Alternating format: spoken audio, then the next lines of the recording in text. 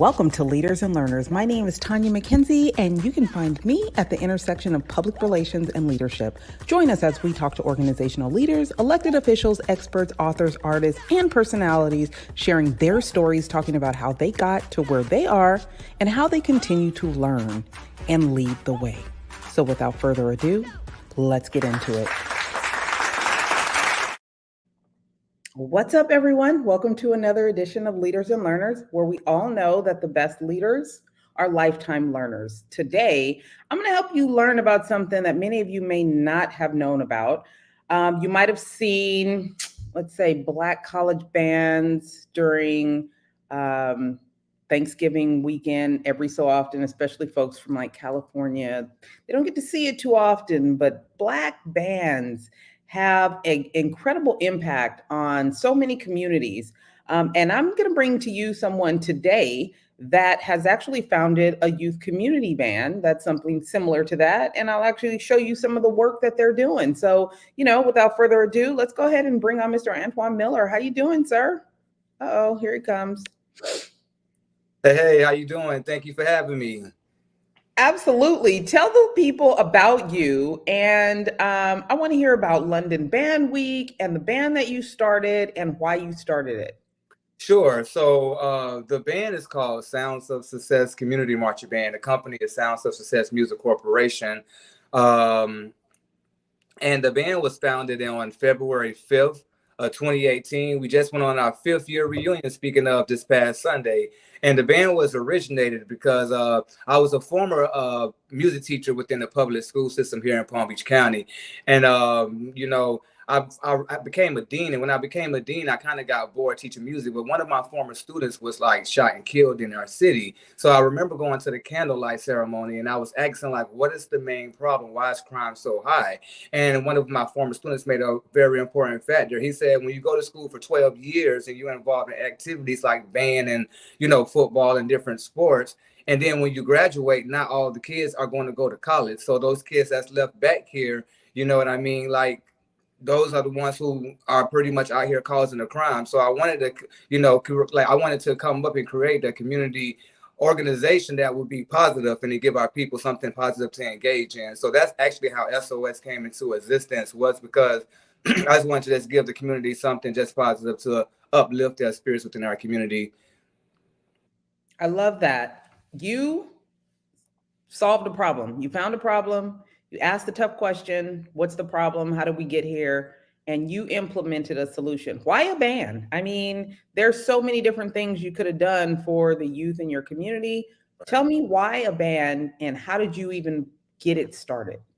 Well, the reason why, well, for one, I believe that's my calling from God. I believe it's music education, because I believe I become so advanced in what I do, and so with so little time that I have been here, and I just, I always pray a lot, so I trust in myself spiritually, and I trust in that spiritual aspect. But the reason why I choose music is because music is 100% of everything that we do.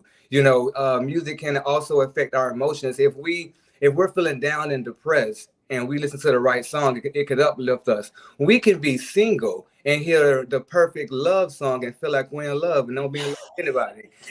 So we listen to music on the way to work. When we work out, we put our headphones in. So music is pretty much everything. So I knew that's one thing that could touch the soul.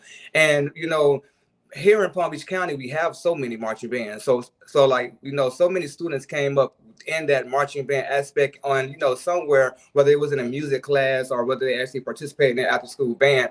I knew that was the way to go, and I believe with a marching band, it's something that pretty much everyone can do. You have drummers to fit those that like to beat a lot in school. You always find those kids beating on a desk. It's the most aggravating thing.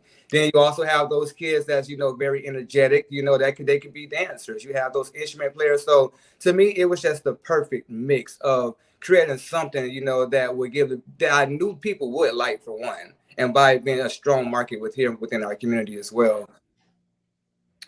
What other kind of issues are the young people dealing with in your community? Well, I would say, of course, it's finances. We're located in Riviera Beach. It's here. It's located in Palm Beach County, but we're the only African American town here in Palm Beach County. And Palm Beach County is actually a very rich county. I'm not sure if everyone knows, but even Donald Trump has a house that's here in Palm Beach County. So but I believe the struggles is finances. Most of the kids in our programs, they do have parents that live, that it's not like a forced thing, but they're on government assistance for different reasons, or, it's hard to find employment for different things, or honestly, to speak in truth, most of it's just a product of this environment. It's part of the system, and it's hard to get out once you get into a certain system. So it's many things that, that is affecting, certain things do, but I could say it's finances, and I could say community support as well. So Palm Beach County, what is the majority of the residency there? Talk to me about what that looks like. Well, it's Palm Beach County is very diverse because it's by the islands as well. It's by the Bahamas, it's by Cuba, it's close by Haiti, and all the different, Jamaica, all the different islands that's local. So it's very much diverse down here. But it's also, like I said, it's as we know, Florida is a Republican state. So it is a lot of wealth, I believe, within our state. But Palm Beach County, especially, like I say, where the band is located, it's a low poverty area. I can say where the band is housed, that where the majority of my recruiters come from, which is Riviera Beach. It is a low poverty area. Interesting. So you have a small population of poverty in a big city full of wealth and money. Right. That has to be hard for young people to deal with. Yeah, it is. And the kids see, as well, the whole band for this whole London thing that we have coming up, we have been working so hard. The kids have really been fundraising, like even to be blessed to be on your show, but we've done several interviews or whatnot. But it's just that the support, I believe, or I don't know what it is. It's something that I'm just really trying to figure out. I do pray about it a lot, and I still do have faith that everything is going to, flow into its way. I just have that strong feeling. But even to the band sees it as well. Like, we've been pushing this campaign for, pretty much a full year now. And all the funds that, and I'm not going to say all the funds, but we have had some great donors, but majority of the funds have been in-house, so we're just desperately trying to seek that, because we perform for all of the community. Whenever we get phone calls, we don't just perform in Florida. We perform in Atlanta, Georgia a lot. We perform in Augusta. We perform at Florida A&M University. We do the Florida Classics. We do a lot of high-end competitions, so we do satisfy the need of the community, but we also do know without the community support, it is true, it would not become a reality. Tell me about some of the wins that your band has been able to see. And I mean, for you personally, some of the ways that you've been able to touch the young people that are a part of your organization. Well, a big win for myself is getting our kids into college. As mentioned, the band is located in a low poverty area, so it's located as many of us will call it the hood, or the ghetto, or whatever you may find it to be. So to me, a lot of these kids would be lost without a program such as Sounds of Success Music Corporation. So when we take these kids in, and pretty much every child that comes in the program has never played an instrument or a drum before. They learn 100% in-house from us. But then to take them from there, and then to see them to grow, and then to help them to get a scholarship to college, that to me is the ultimate success and the win for me. Despite every other challenge that I face, the end of the year when we able to send kids to these wonderful HBCUs and all, that to me is where I get my reward. Now, when it comes to the kids, I believe the honor that they see is the same thing. When they come in the program, they're not able to play. And I mean, the beginning stage is the hardest to keep people in, because they get easily discouraged when they're not able to get that sound and they want to quit. But then you have to keep them motivated, and you have to keep them encouraged. But then once they get over that hurdle and they get that first sound, and now they're actually able to play their first song, and then to see the joy on their face, I believe that's what get them. And then more than that, we perform a lot. We travel more than any high school, middle school band. I'm not going to say within our county, but probably within our state. We know we get a lot of phone calls. So even this year, the kids have They performed in Tampa, Florida, for December. We did the biggest MLK parade in the state of Florida in St. Petersburg in January. You know, we got a lot of great upcoming trips still coming, and then even to be the only community marching band selected for London, that the kids get a great experience through the program. This is what I'm trying to get people to understand. When, folks are like, "Oh, well, people need to learn to pull themselves up by their bootstraps," and, you know, doing social programming is socialism, and, all this verbiage that you hear when people try to discredit the work that community organizations do. I think they lose sight of the fact that when community organizations that are earnest in their goals actually get these kids and activate these programs that then allow for them to excel, it's good for everybody, right? Right. So, talk to the people about why it's so important, particularly for you, where you are, and with the kids that you have, to support your organization or others like it, and how they can do that. Well, for one, I would like to say being able to teach on both sides of the fence. What I mean to say, actually being a former public band director and now being a community band director, there are several things that being basically a public director is a lot easier.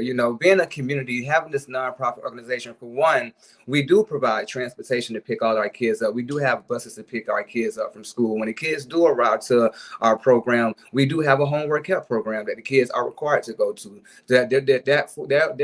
By us doing that, that's to us reinsuring that we can truly get them into college.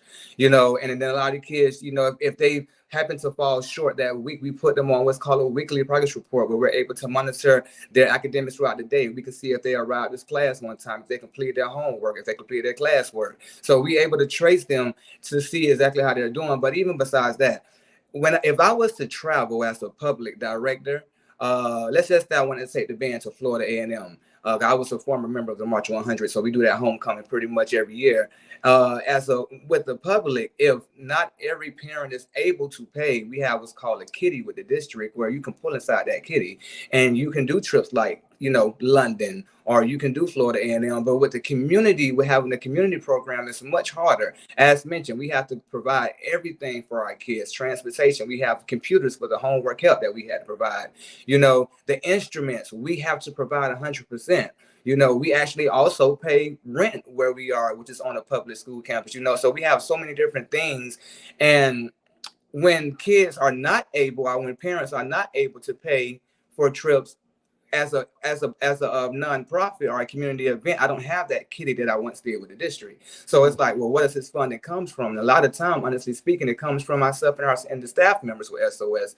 We a lot of time and we invest a lot of our personal funds to reinsure that kids are able to go, because it comes to a point where you got like 85-90% of the band that has paid, and the other 10% didn't pay. Well, you can't tell the 90% that we can't go on the trip anymore because 10% couldn't pay, and then these 10% really have legit reasons why they couldn't pay. Like I say, most of these people can't afford it, so you can't hold them accountable because of that. So it's several different things that makes it a lot more of a struggle, doing a community band, versus with the public, which is why I have a stronger passion with the community band. But on the same time, I see spiritually how blessed it is, because teaching with both, I have done way more performances within these 5 years with the community band than I have ever did with the public. So I see that, I'm on track spiritually, but it's just the challenges that comes along with it. So that's two things that I do see, that is a big difference, being a public director and then doing it, as a community base. Got it. I love it. Well, I am going to show the audience a clip that came from the SOS Community Band 2021 City Beautiful BOTB. I'm going to cue that up, but I want you to share with the people about this event, why you guys entered this event, what that experience was like for the kids. Okay, no problem. And BOTB is also means Battle of the Bands. I like that.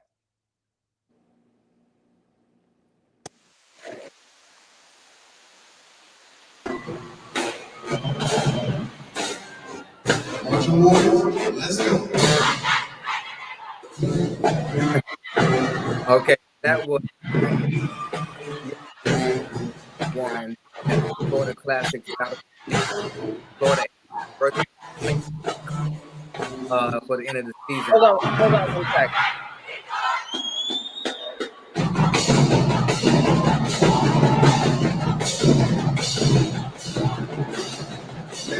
All right, let the people know what they're watching. Yeah, so that's the Florida Classic Battle of the Bands when FAMU plays Bethune-Cookman. It happens in Orlando each November. So it's the two top HBCUs from the state of Florida. They play each other. So that Friday night, which is what you're saying, that's the Battle of the Bands as they work up to the big game that next day. Introducing the excitement and the SOS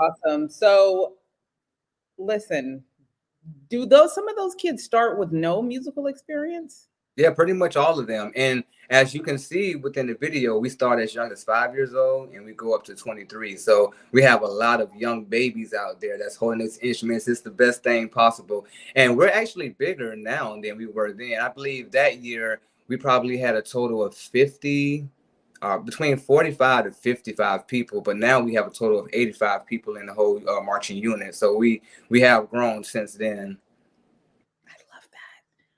What did it take to start this, and what does it take to maintain it? Well, the answer to both is a lot of faith and a lot of belief. That's what started it, and that's what will sustain and maintain it. You know, a lot of times, like I say, I'm realizing things. It's like this band is maturing me. This community thing is maturing me more than ever because, like, you know, you do face challenges. It comes in business, but a lot of times we don't understand things until you start it. I never understood business until I started business, you know, but there's so many challenges that come with it. But when you're able to overcome things, are you able to work through certain situations, it just takes on a whole different meaning, you know. But all of that comes with strong faith and strong belief because you have to have faith when the trials and tribulations come. That's only part of your story that's meant for you to tell in the future when people look at the product of what they're going to be seeing.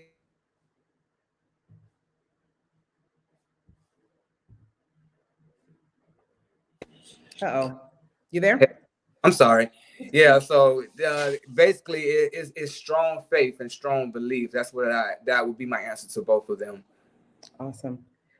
London Band Week. Tell me about it. Why and how were you chosen to go? And then how are you going to get there? Well, we're still fighting to get there. But we were selected. How it first started was I received an email maybe like a year and a half ago, and it was saying, hey, you know, we would like your band to come perform at London Band Week. At that time, I had never heard of a London Band Week, and I thought it was scam, so I didn't respond to it. So it was maybe like a month later, I received a follow-up email, and they was like, hey, let's set up a Zoom and we can speak and talk in person. And so that happened. We had the Zoom, and I was able to see that it was a real event. And I asked that question. I said, well, how out of all of the wonderful collegiate level marching bands and all of the outstanding high school and middle school programs throughout all of America, and a shout out to all of band directors because you know, it's a hard job. But I was like, you know, how did we get selected? And his response was that he was sparked on a task to find a worthy community marching band. And he said that when he went in the American Google and typed in just the words community marching band, and I still do it to this day, that we were the first band that popped up. And he said he clicked on the videos and he saw how young we had, how young we were, and how, pretty much the age gap, but mainly how we had these young kids playing and dancing as they were like in the high school or college level. And it was the energy of the band. And that's what we're really known for. We're known for being the most entertaining band here where we are. That's what won him over, because it's the way that, like, we know we have these dance moves that I have the band doing, and it's just the way that we do it. And man, it's just an awesome thing. So that's actually how we were selected, through Google. So how do you get there? And how can the people that are watching that might be in support of something like this help that happen? Well, we currently have a raffle that's going on right now where we are raffling off a 2023 BMW 330i. We also have a Hyundai Venture. We have a yacht cruise for up to 12 guests. We have a 85-inch flat screen TV. We have golf in the hole for both 4 and 18. And it's also an online auction as well, where each ticket is only $100. And with that, the money does go 100% towards helping a student to attend this trip to London. And you can find those raffle tickets on our website, which is www.soswarriors.com. That's www.soswarriors.com. Or you can call the band room at 561-331-5038. But for each ticket that you purchase, it does go 100% towards helping the child. And then you have the chance of winning a brand new 2023 BMW. So that's one way. And then we also have an upcoming gala coming up on April the 8th. That's going to be located here in our city of Riviera Beach, where, we're going to do a live auction that night as well. So those are the main ways that you can support, mainly by buying that raffle ticket. Well, listen, I'm going to make sure that all that information that you just gave the audience is in the captions for this show. I want you to also make sure that you keep us posted on what's going on and how we can help. We want to make sure that the information gets out to the people that need to get it, to support, because we know investment in our young people is investment in all of us and all of our future. So I want to thank you for showing up today, for having this talk, for allowing for us to be a part of the SOS journey. I think it's a journey, watching you grow, watching you expand, watching you change lives. There's nothing better. We have our deadline to have all the money to London is March 1st. So it's literally right around the corner. It's a couple of weeks away. So yes, so we're desperately trying to push this thing as much as possible, because it would be a great disappointment to get this far just to tell the band that we're still not going. Have you reached out for corporate sponsorship and businesses around the area? Yes, we have, and we currently are still doing so. Okay. Yes, so ma'am. maybe we should circle back and see what else we can do to get those funds. Definitely want to support. So again, I want to thank you for being here. Please keep us posted. Don't be a stranger. We want to celebrate your experience when you come back from London. We want to hear all about it. Thank you, my queen, and many blessings to you. Thank you for allowing me to be on your platform. Absolutely. Thank you for being here, and we'll talk soon. I will talk soon. So listen, guys, you have the opportunity to help change lives. It might not always click with you about the things that you do and where you invest your funds and how you can make a difference, but the smallest things make an impact on real lives. I hope you hear what he's saying today and understand that you have the opportunity to be a part of something absolutely amazing. I definitely want to have them back to hear about the experience. So that means I'm depending on y'all to help make sure that they have the experience. The information for donations will be in the captions. And I want to hear also from you about what else you think. Give me some more ideas that I can pass on how they can go ahead and get these funds. It's important. It changes lives. And if we support our young people, we're supporting all of our futures. Thank you guys for tuning in today. Hey, thanks for showing up to the podcast where we all know that the best leaders are lifetime learners. When you get a sec, take a moment, leave a comment. What you think about today's episode, and share it with someone that you know could use the gems that were dropped today. Follow and subscribe. You don't want to miss who's coming up next. You never know who could show up here and what they could say. For your professional needs, marketing, PR, communications, or leadership, make sure you follow us on all social media platforms at Sand and Shores, or hit us up at sandandshores.com. Again, thanks so much for showing up. We appreciate you, and we'll see you soon.